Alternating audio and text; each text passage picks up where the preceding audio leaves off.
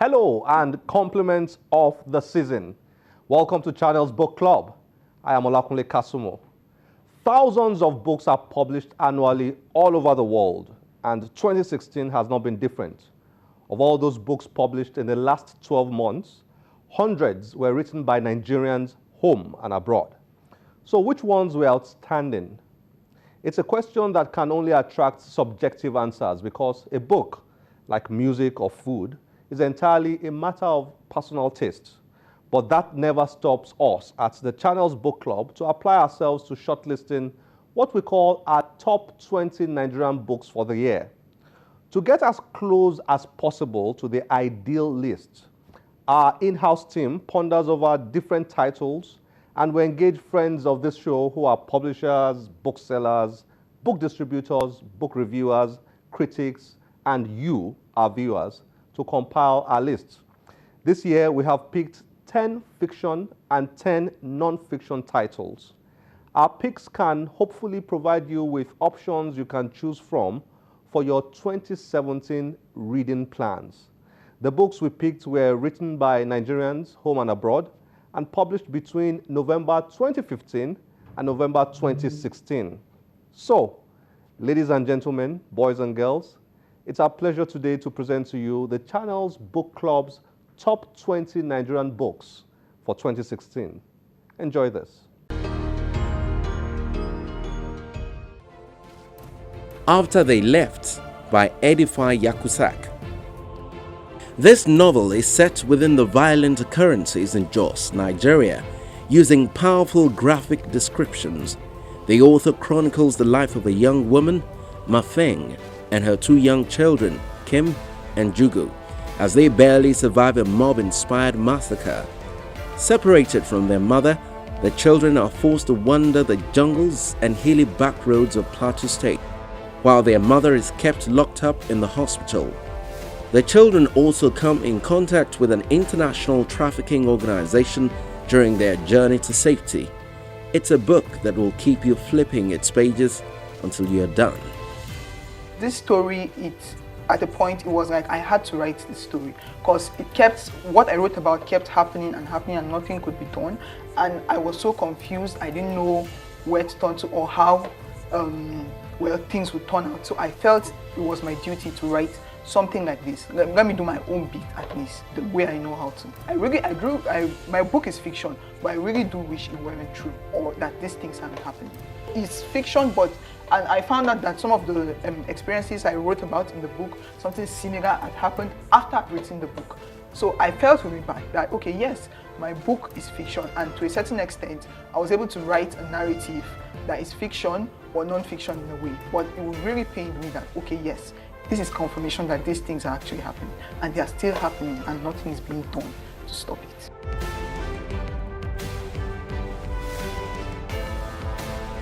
Kings Are Not Slaves by Ola Oshibodu. This novel is special.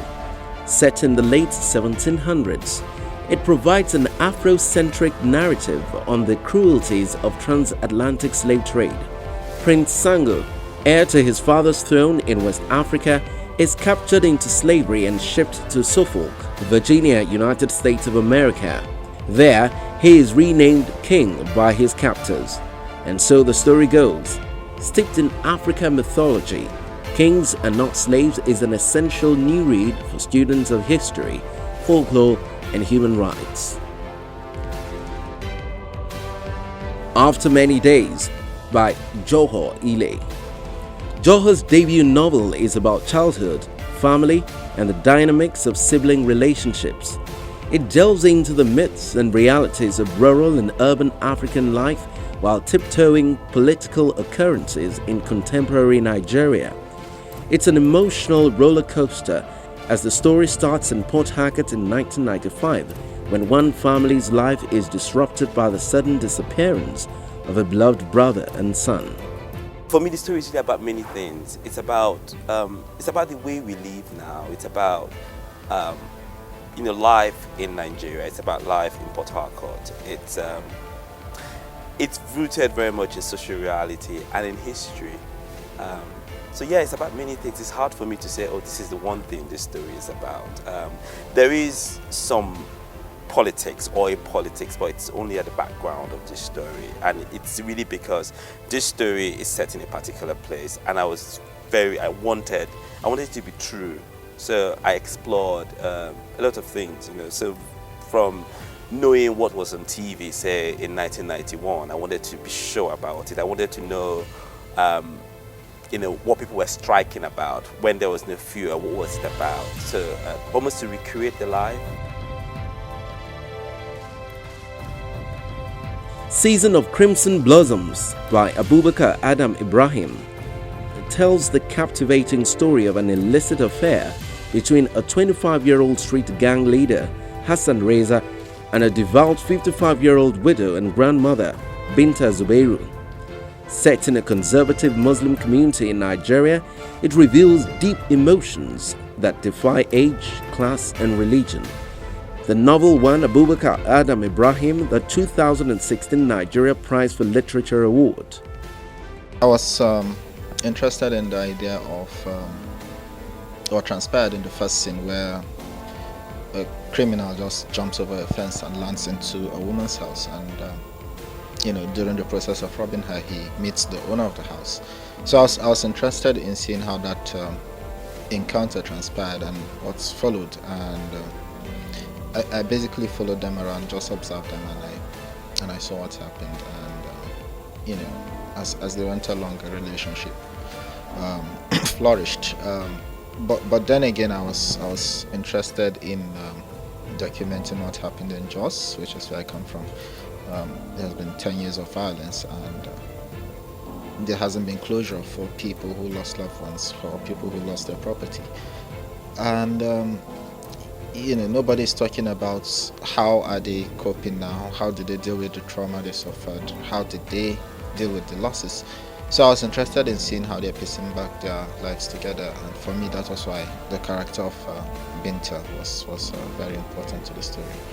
And with Reza, for instance, I wanted to explore the angle of people who are deprived of, should I say, maternal love or affection, and how that affects their development in society as well. So those were some of the things that I really wanted to explore with the story, and the story took a life of its own. Easy Motion Tourists by Leye Adenle